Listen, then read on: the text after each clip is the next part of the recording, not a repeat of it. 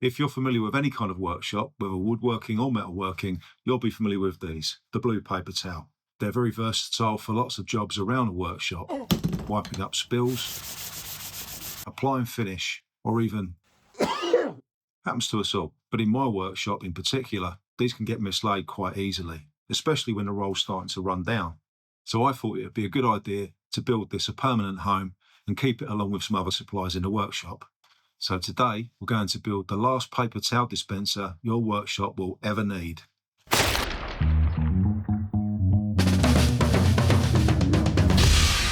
Here's what we're building today. Feel free to pause the video and take a screenshot so you can print them out later. We're going to be using a piece of 6x1 pine for this. And the first job is to cut the pieces to length using the miter saw.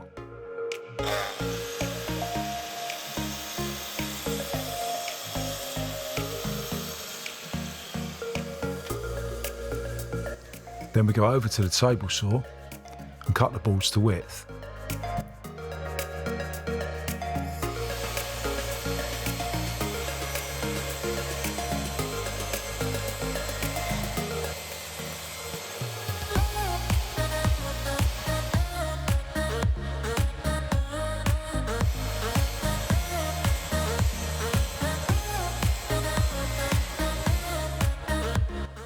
Next we need to put a round over on the sides, and for this I'm using a 50mm router template, but you could use a paint can or a coffee mug or whatever else you got to hand.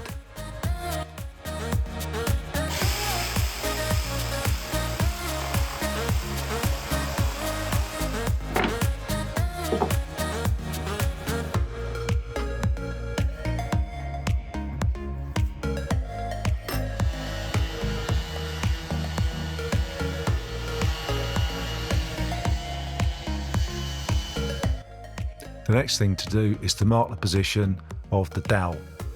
So we're going to come in 95mm from the side and 45mm down from the top.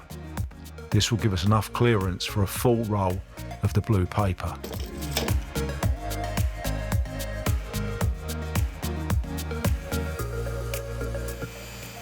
And then moving across to the drill press using an 18mm Forstner bit, we can drill a 6mm deep hole on one side, and then the other side will go all the way through so that we can insert the dowel rod into place and be able to change the paper rolls when we need to.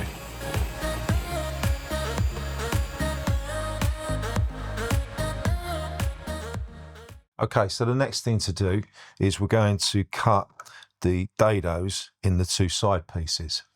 Now for that we're going to use a really simple little jig, which is two flat pieces. This is 6mm MDF with a strip of hardwood, oak in this case, at 90 degrees to the straight edges. So we take the first one, hold it on our line, just like that. Clamp that down with the work, clamp it all together to the bench, and we'll take our shelf, we'll sort out the stop cut in a second, butt that up against it and clamp that in place, and then what that will do is it'll establish the width of the dado. Then, because the dado is stopped and we've already marked where that stop line is going to be, what we'll do, take our router, plunge it down to the wood, lock it off just so we can see where it is, and then move it up so that the point of the router bit touches that line. Then we'll take a piece of scrap wood with a straight edge, a little bit of double-sided tape, pop that on here, and then hold it against the router,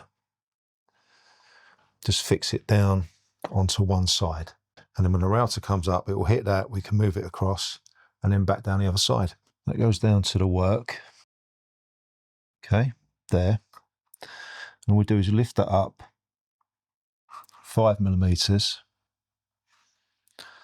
lock that off, and now when we plunge, go down an extra 5mm.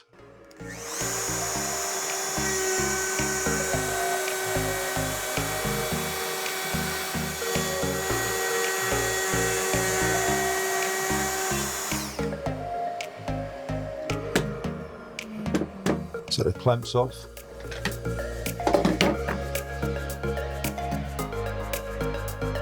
Then we just need to clean up the corners and make them square so that the shelf fits snugly.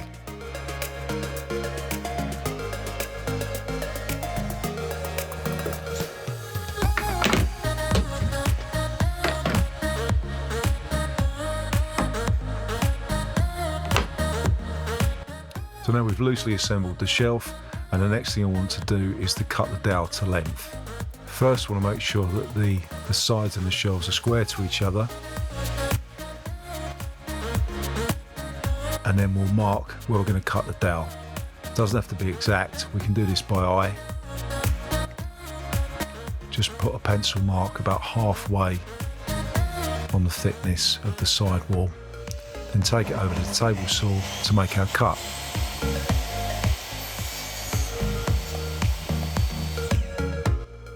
So the round over bit is in the router. What we're going to do is set the height of the bearing to halfway up the thickness of the board.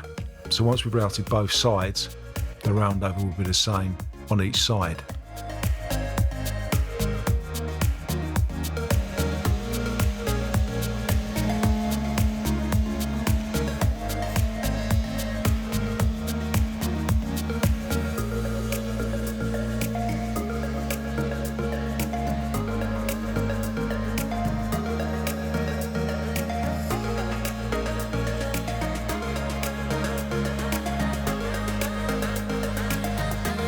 Then once we've done that, just put it back in the vise and sand it smooth.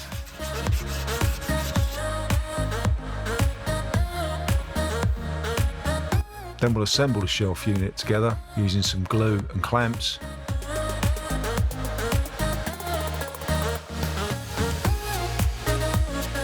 Then we'll run a bead of glue along the front edge and fix the front batten in place.